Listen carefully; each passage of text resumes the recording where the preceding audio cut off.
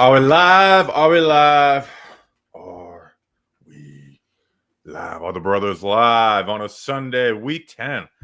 Dude, has it hit you that like we played more games than we're going to play yet? Oh, it's hit me. Yeah. So this is the first game where it's like, all right, we're like, like we did the preview pod for the Bears, and we went pretty in depth like we usually do. But I was late, by the way. So yeah, we are on table time. We're not on coffin time. My fault. Table time. Yeah, that's actually should be something. It's like, anytime we're late, we're on table time. And then the response is, "It's all right, man. Just don't do it in a game." Yeah. I just got to get better. What was I? We gotta execute. Oh yeah, just got to execute a little better. What was I saying? Oh, so we did like a full Bears preview, right? Like full in depth of the game, and I'm like, how many more weeks until we're not actually previewing the games because no one actually cares about the game, right? Where we might like hit a couple things on it, like thoughts about the upcoming game, but it's more. Well, I think that's a seesaw maneuver, right? Like, you hit the apex and then it starts to come down before it starts like really like the inertia hits. So like, I think once already this week. Yeah, once you already go this week, there's a chunk that are like, I don't really care about this game. But after this week, I think is where we're going to hit that level of apathy. Well, there already is like a chunk, but it's just too early because once you go to that side, you can't go back to previewing games like that. You know what I mean? Like, and I'll like there is a chunk. Like I'll show you the numbers on preview pods. This one's at 9,000, so it's still too early. But it's not that early. Last week at 9.6, right? So Eagles won 12,000. Wow, that was coming off a loss. Broncos won 17,000. So like we're losing almost 50% of the audience for the preview pods. Because that's just kind of how it goes when it's like this. But I'm not. It's too early for me to go like, all right, let's let's start doing, because we don't do interviews in season or don't plan to. And last year we decided like, all right, last month let's get interviews on for the preview pod, and then we'll do segments. So it's not quite ready to go there yet. I think you need at least 5 games left in the season, because last week of the season is like talking about what's going to happen on Black Monday, and the Tony Awards. So that's not an interview, and then we get like, maybe 3 or 4 interviews to go. So, well, I mean. And then also it's going to come down to some of these preview pods are going to be like the jockeying for higher draft picks. You know what I mean? Like eventually we're going to get there. Yeah. Because the conversation's going to start being like, when do we stop trying to win games among the listeners? You know what I mean? Like, but have no fear. I've already started some draft work. So I'll be ready. I mean, we do draft work, but I refuse to engage too much into especially now. No, but I just mean in terms of the listener attitude. Yeah. Let's do guess the inactives real quick. It's easy this week. It's easier this week. Yeah, I think it's pretty easy. We got a lot of hurt. We both are going to have Gano, Adebo, JMS, Golston, and Dimukeji, who are out, plus Jameis as the third quarterback. I'm going Neal as the 7th. It's got to be Evan Neal. Yeah, it's got to be Evan Neal. Yeah. Walrus Thunder, which is funny. Do you know him? Because I know you have Walrus in your Instagram handle. Yeah, my personal one. Yeah, I don't know Walrus Thunder, but I should. Underrated part of this year is that I can root for W's guilt-free without thinking about the draft. Much love to my 2 dads from beautiful Morristown. Hey, I'm in Morristown right now. Yeah, I think he does know you. Maybe. Yeah, even when it's like last year, I'm just not overly. The Colts game was the first time though where the Giants won a game and I had like a little bit of pit in my stomach, right? And hey, it ended up freaking working out, right? So like even the one time it ended up working out. Like 2019, when people were talking about tanking that Commanders game, I was like, I just watched my rookie QB throw 5 touchdowns, including an overtime game winner. I am happy as shit. What do you mean? Oh yeah, the Andrew Thomas Bowl. Yeah. Well, I'm also of the mindset of like these games. I'm not focusing on something that I have no control of, and the teams are just not going to do for the large majority, right? Like even the 2023, because they had that 3-game winning streak. Because like, what did you want them to do with 7 games left? Like they had Tommy DeVito at quarterback, and they still won. Like, you got to do what you got to do.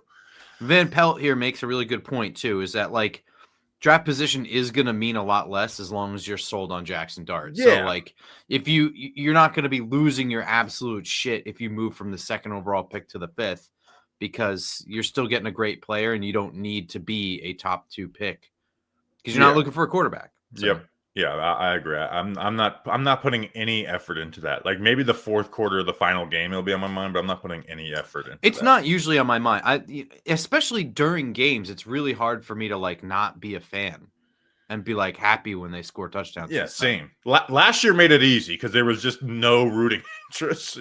Like there was just nothing. I was like, what am I root? Like, yeah, Malik Neighbors. I already know Malik Neighbors is sick.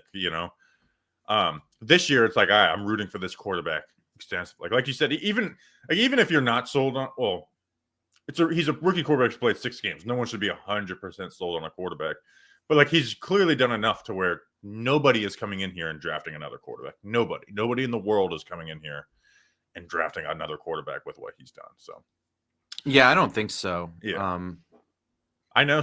I know Jackson Dart will be our quarterback week 1 next year. It's a 100% guarantee. So let's see. What do we got? So, all right. So we have the same inactives. We'll see when that comes out, but I'm pretty sure we're both going to be 7 for 7. So now we know the weather for sure that Danny King was correct, that it was going to be super windy today. It's cold. It rained and snowed last night, but not during the game. It's snowing right now, though. Oh, is it? Is Danny King 98% correct? Well, I mean, I guess he said, didn't he say there might be like a passing something? Yeah. Danny's 100% right. We're backing Danny today. Especially when others want to attack his character. We Danny King's back this week. That can change week to week. Another thing I've love is just stupid, but like, the whole Graham Gano death threat thing. Is like, it's a weird thing to say, but it's just the way the internet is now. It's like, all right, dude, you're on the internet. Like, that's just not real, right? Like, if they write a letter to your house, take it a little more real, right? But just, a DM or a tweet at you, just, you got to ignore that. But also, like, with saying at the same time, yeah, that's terrible. Like, you shouldn't, like, it doesn't need to be said that that's terrible. So I've liked the idea of like, asking all, what do you, it's gambling. And again, we're not doing any gambling ads on this show, but it's like, it's like, all right, dude, people have been like this forever, right? It's just the way it is. Now it's internet, so people get to tweet it out in 5 seconds. We don't need, think pieces. Like we all know, except for the 1% of people who are, on social media and think they're funny. We all know, no death threats, specifically to kickers. That being said, Graham Gano not going to IR is interesting. Dude, I'm begging for the Giants to have me stop talking about Graham Gano because, like you said, him not going to IR and then putting Darius Moisow and Bo Collins on IR. What was Bo Collins' injury? Like, I don't really remember that being like a. Yeah, I don't know. Am I nuts? Injury. Like, I feel like I'm in tune with this team, and I don't really know. Well, here's the thing: is Bo Collins plays like what did he play 5 snaps last week, and then he leaves. He walks off of the field with an injury, like, and it's maybe it's like a high ankle sprain or something. And it, we never remember it because we're not monitoring Bo Collins. That's a good point. Snaps. How many snaps did Bo Collins have last week? He had 2 snaps last week. So we're not really monitoring that. He only had 7. It must have happened on I don't know, but he had 7 special team snaps. And he usually plays a lot more than that. So obviously that could have been like, maybe there's something going on with Bo Collins. Or neck. Is a neck. Yeah, neck injury. Everyone's got a neck injury. Yeah, 2 snaps. 1 snap of the ball, 1 snap of the neck. Brutal. So so they're gonna try and bring Graham Gano back, right? Like it's just crazy that they're doing this. Now, here's the thing though, is that might not be the dumbest thing, Grump, because you have to think they decided to kick Younghoe Koo or Jude McIntyre over Younghoe Koo. Younghoe Koo may look terrible in practice, which my answer to that would be like, go find another kicker, right? That's my thing. So like, I get where you're going with this, but keep going. Yeah, like bring in Ben Sauls, who you had in for a workout, who was a UDFA with the Steelers this offseason, but obviously wasn't going to lose out to Chris Boswell, right? And I looked at his numbers; they're pretty good. That doesn't always translate to NFL success, but like they're better than Jude McAtamney's college stats, who got benched. But like, so I remember talking. I almost clipped up. I was talking about Jude McAtamney before the Broncos game, but remember my nose was all red in that. Oh yeah. And I was like, I'm just not posting that. So Okay. I was like, we're like, we can't say definitively that this is stupid because we're not watching Jude McAtamney in practice, but we can't say it's kind of crazy that a guy who got benched at Rutgers is our kicker now over Younghoe Koo. And then within the disaster had that game, right? So Younghoe Koo must look terrible in practice that they are refusing to move off of Graham Gano. They went to Jude McAtamney. Like, they knew Jude McAtamney was bad. They had to know that Jude McAtamney was bad. Or was at least unreliable. Yeah, so I could see going back to Gano in favor for Younghoe Koo, when the reality, though, is like you said, is they should be bringing in more kickers, right? There's just keep churning the practice squad with kickers until you get one that you're the most comfortable with. That's what I'm saying, man. Like, it doesn't matter anymore, right? Like, I hate to be like the Grim Reaper of the season, but like a kicker decision is not going to like make or break the season at 2-7 anymore. Like that ship has sailed. They've already sunk that ship. So at this point now, you have to at least be conscious of the fact that like Graham Gano should not be here in 2026. You might as well get a head start on a kicker competition by going through, like you said, churning through, get the guy who reliably makes extra points, the guy who, which essentially means that he's reliably kicking from 35 yards to 40 yards. So, I mean, like, that's already there, like a pretty decent kicker. If he's money from there, then, honestly, your offense should be getting you in position to be kicking field goals under 45 yards anyway. So, like, you might as well get that guy in the building where you're comfortable with him for cheap. And next year, bring in another guy to compete with him and then find your kicker of the future that way. Fuck it. Like, just get ahead of it. Just get away from this salary. Move on from him. Like, you might as well get the head start on this because this is kind of.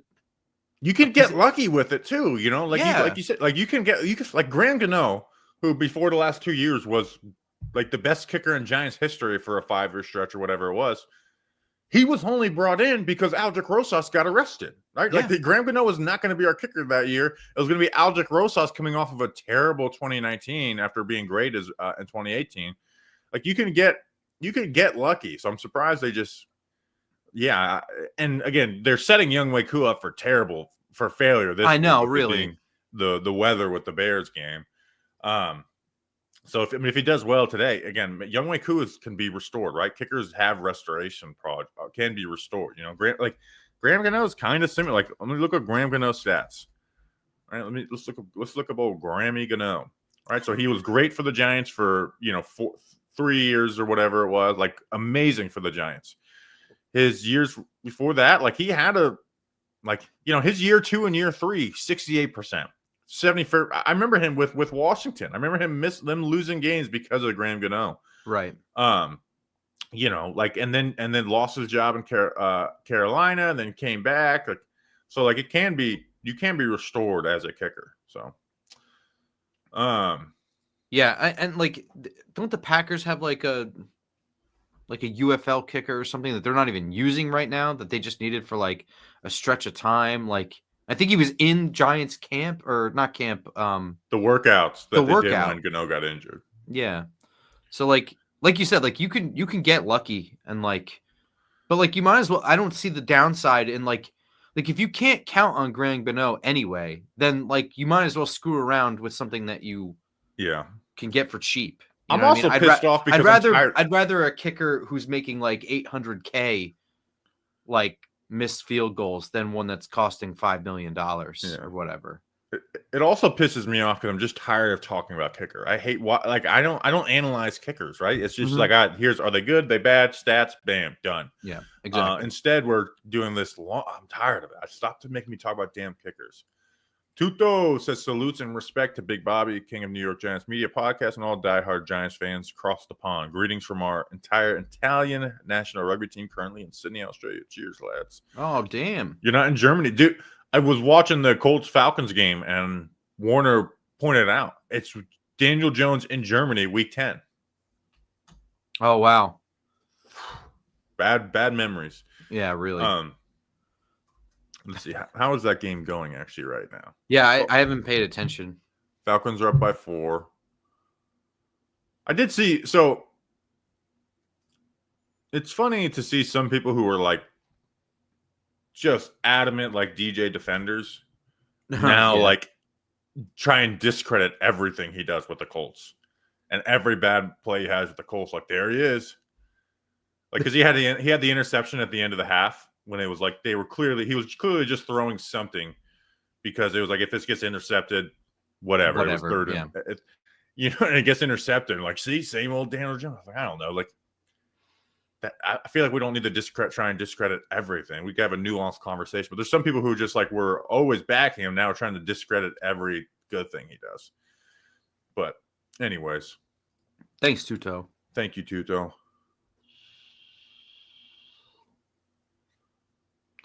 Sheesh. I'm not going to highlight that. I don't like that at all.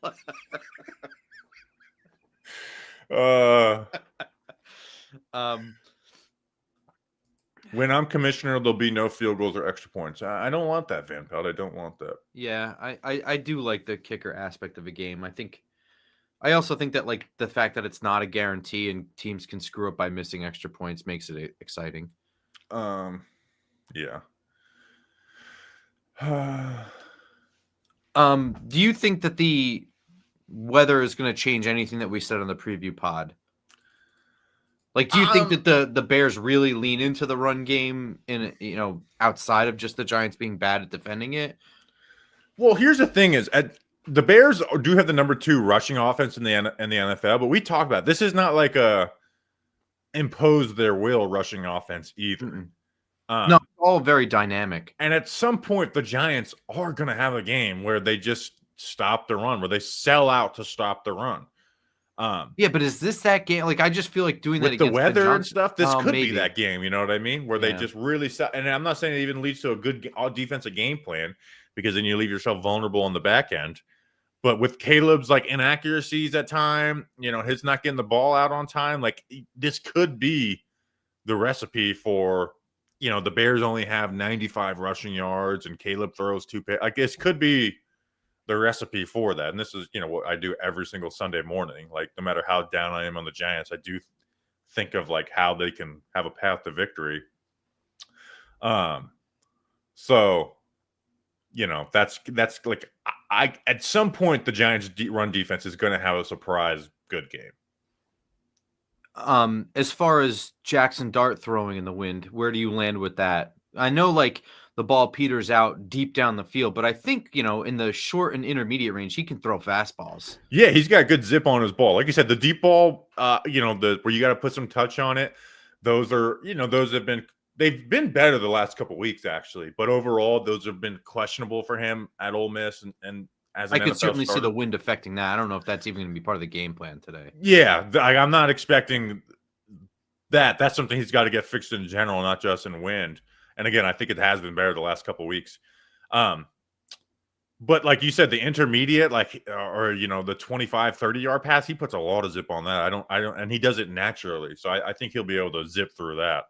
So obviously I'm not expecting perfection out of it, but I think he'll have do pretty well.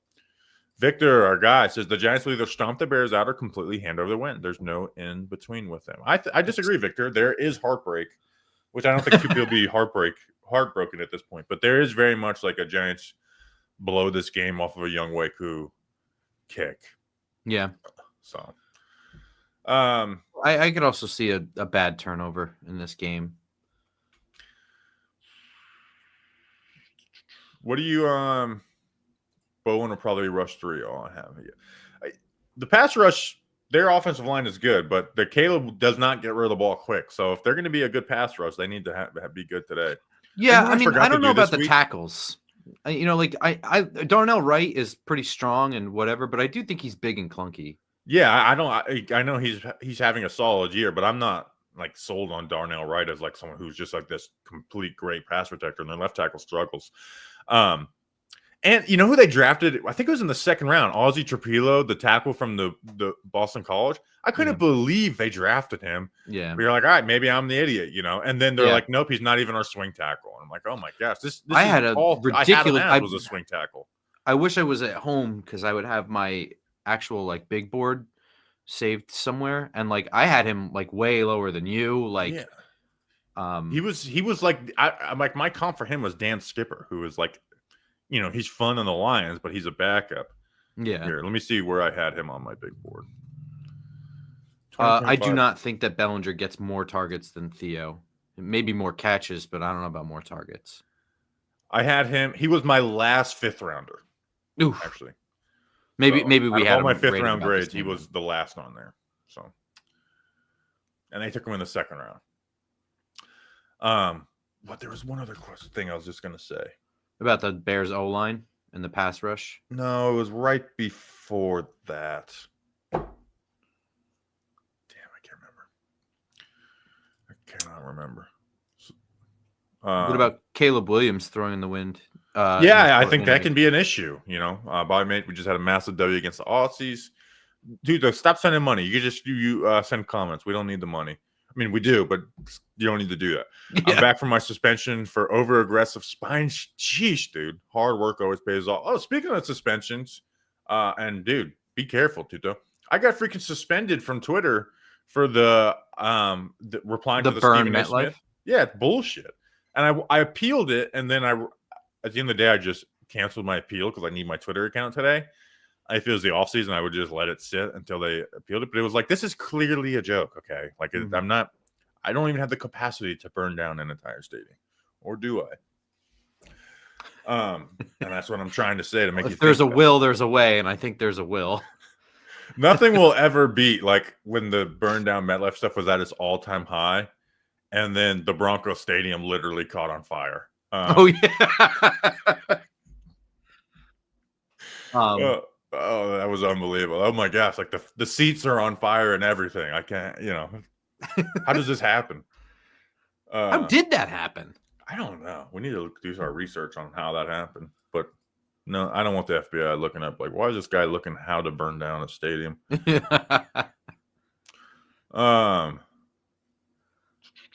Young Wei Koo is wearing number 37. There was something I wanted to bring up that I totally forgot. I don't know. Is this the game to run a lot more zone read, possibly? Like legit zone read and read option? Maybe. Not at Montez Sweat. He's pretty disciplined with that, but I don't know about their other end. So inactives are out. We went 7 for 7. Yeah, so for people counting, I am 55 of 60. And Grump is 54 of 60. So pretty good. Yeah. Here, why don't you talk to the chat while I sure tweet out the inactives? Is Darius Musa worse than Tay Crowder level? Yes. Yeah. Tay Crowder was not good, but he got overhated because he got put into a starting role so quick. Yeah. In some ways, I think Tay Crowder was a lot more athletic, and when he guessed right, he was good. The problem is I feel like he never grew past guessing. Like he never really quite learned how to read stuff in front of him, so he would guess wrong sometimes, and just it's backbreaking being in the wrong spot. Like whereas I don't think Muasau really does that. I just don't think he's very good. Yeah, Muasau is just never anywhere ahead of time. Yeah, and he makes mental mistakes on his own too. They're just not like they're not egregious. Yeah. Yeah, not the ones you like look at and you're like, oh my God, how'd they do that? So Tay Crowder was again next to Blake Martinez was a great fit because it was a very like simple gap responsibility defense. And they were great at run defense that year. I think they were like a top 5, top 10 run defense. I'll never forget he knocked the snot out of Derrick Henry at the goal line. Yeah, just came in out of left field. Yeah. Blew his ass up. That was awesome. Andrew Thomas, he'll own Benito forever. Andrew Thomas. I was going to clip this up. I ran out of time this week. This like nonstop conversation about Jackson Dart and like running in meaningless moments. And like, I know Dan Duggan is making a big thing out of it. Like, I'm not saying I disagree with that. I do think that it is being talked about a lot more than it should be, because like they're really not running him that much in what I would consider garbage time. Like we're talking about like a handful, maybe 3 runs so far this season that I would say are runs that didn't need to happen. And like a lot of it is being talked about in the context of like coaches putting him in situations where it's like some of the situations where I find him taking big hits is Jackson Dart choosing to take a big hit. Like you're already running out of bounds. Just run out of bounds, man. You don't need to like plant your foot and throw a shoulder. Like no one's telling you to do that in that situation. You know, other times where he's scrambling out of the pocket and coming up, he's getting clobbered. Like the coaches are calling a pass play. You know what I mean? Like not enough of the conversation is like it feels like they're like 100% of the conversation is being directed towards like coaches telling Jackson Dart to take unnecessary hits when in reality, I think that is somewhat true, but we're talking about a few plays, and a lot of like the highlight big hits that Jackson Dart is taking are like in a competitive game or a situation that Jackson Dart is kind of calling for. It's up to him to slide or whatever. Yeah, there's 2 parts of it. I'm a little more strong with you on like the Eagles game, running him QB power, trying to get a touchdown down 3 scores with 3 minutes left. I think that's ridiculous. If you want to talk about his development and shit, give him a straight drop back pass. That's going to help develop him a lot more than that. Than gaining momentum or confidence or whatever. No, I agree with that statement right there. Number one, so like that, like the design runs at the very end of games. Like I know but I hate that. We don't know exactly what's happening, and I don't think Dable is drilling it in, but like the hit that he took on the sideline at the end of the game last week, which it was not a design run, it was his scramble. Like he just does that shit, dude. And there's a whole, there's articles written about it. Like good luck coaching that out of him. Some coaches said like I couldn't get him to do it, and he said I'm going to play the way that I play. Like he is defiant to some level of whatever coaches have told him on that. Obviously you could always drill stuff in more and more, but you don't want to take away his entire edge. So part of it is on Dart too. So it's not 100% on Brian Dable. Design runs down when you're flat out not going to win the game. I'm not talking about 10 minutes left of the 49ers game. Right. But when you're just flat out, there's no chance of winning this game, stop the design runs. It's better development to let him drop back and run some whatever concept in the red zone, in the low red zone, than rushing him in to get another touchdown. Like that's where I do buy into the little bit of the conspiracies of like, man, it just feels like we're trying to make this offensive points per game ranking and Jackson Dart total touchdowns as a rookie ranking a little higher for at the end of the year to maybe have something to point to of like, look, I did that. Yeah, and that's the thing, right? Like once the game you're not going to win, a lot of what you're doing is elementary. So like teach, you know what I mean? Like there are things Jackson Dart needs to get better at. Call those plays. Let him read a defense. Let him get in rhythm. You know what I mean? Like if he marches down the field and scores throwing, 15, 20-yard chunk plays, I'll feel a lot more. If he marches down the field and doesn't end up scoring a touchdown doing that, as opposed to scrambling and running and doing the things I already know he can do, you know what I mean? Like, and then scores, I'm going to feel better about not scoring, but running a more efficient offense. Yeah. I remember the thing that I was going to do this week that I forgot. So the Dexter Lawrence conversation has went too far, like way too far. I wanted to cut up his plays against the 49ers because he actually had pretty good film, and to quote caption it of like fat piece of shit Dexter Lawrence winning over and over again against the San Francisco 49ers, because I'm a little frustrated how far the Dexter Lawrence conversation has went, of like people talking about trading him, whatever, or just acting like he's not. At worst, he has been the second best player on this defense, and I think there's a big gap between 2 and number 3. So maybe Abdul Carter's a little closer to there, but at worst. So we're at 30 minutes. So the Giants should put Wilson in to get some reps. Absolutely. No, I think we said on the preview pod, I'm interested to see what the Giants look like in this game, because this is 3 straight games of giving up 30+ points. It is 2-7. Any idea of like being a wild card team or like maybe Dart has totally changed this team to where they would just win games now? That's all gone, right? The run defense has been terrible. Effort has been lacking on the team. What does this team show up and do in this game? Right? I'm not talking about going out there and having an efficient offense and defense and disguise coverages from Shane Bowen. Just how do they show up for this game? Because if they show up flat and it's a 3-score game or whatever, then man, that's just embarrassing that you have signaled that we are just done. We are on the year 2025. It's done. We're over. And I think that's embarrassing for them. Would you agree that they showed up flat last week? That's always hard to judge, but here's what I'll say is they got blown out. They got blown out by a team that was not flush with talent, and there was lack of effort issues on the team that were very visible to the eye.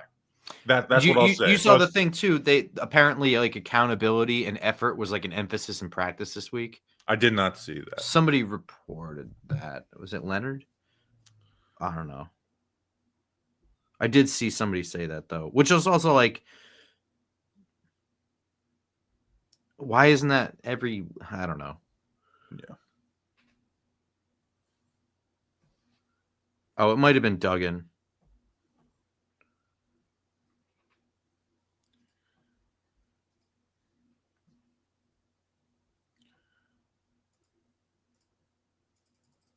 Yeah.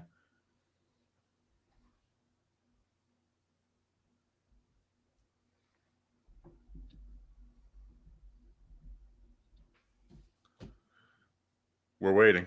He said, I heard, speaking of gut checks, the Giants defense has allowed 35 points per game the past 3 weeks. They're facing a Bears offense that scored 47 last week. I heard there was an emphasis on accountability this week. Better late than never, particularly with effort/physicality. We'll be on the lookout for any quick hooks if that continues, with cornerback Banks being the obvious player in the spotlight. Yeah. Okay. We'll see. Make sure to subscribe. We literally just hit 26,900. I know whenever you say that, 2 people are going to unsubscribe to be funny. It's not funny. Subscribe. Thumbnail says this is the 49ers chat. Ooh. Whoops. All right. We will see you guys. That's another thing. We're going to be going live much quicker after the game. We're going to test it out and see how it works. If we don't like how it goes, we're going to go back to 7:15, 7:30. But that is the plan for this game. So, maybe, I'm just quick within an hour after the game is what I'll say. We don't know the exact time at this moment. So we'll see you guys then. Until then, let's go Big Blue.